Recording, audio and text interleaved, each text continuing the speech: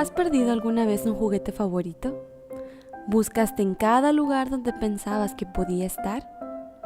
Tu juguete favorito es como la moneda de la historia que una vez contó Jesús. Una mujer tenía 10 monedas de plata. Eran muy valiosas para ella y por eso las cuidaba muy bien. Un día se dio cuenta que le faltaba una. Solo para estar segura, volvió a contarlas. 1, 2, 3, 4, 5, 6, 7, 8, 9. Era cierto, solamente había 9. Quizá aquella mujer vivía en una casa con piso de tierra cubierto con una capa de paja limpia.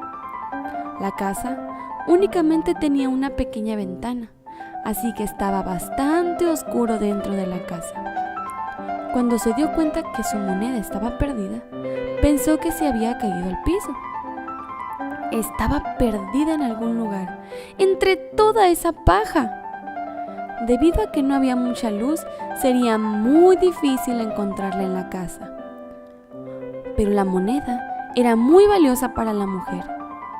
Era muy especial porque se la habían dado cuando se casó. Para ella era muy importante encontrarla. Así que encendió una lámpara para que hubiera más luz y entonces se puso a trabajar. Con mucho, pero mucho cuidado, sacudió toda la paja, esperando ver el brillo o escuchar el sonido en caso de que la moneda cayera al suelo. Luego, después que hubo sacudido la paja, la sacó fuera de la...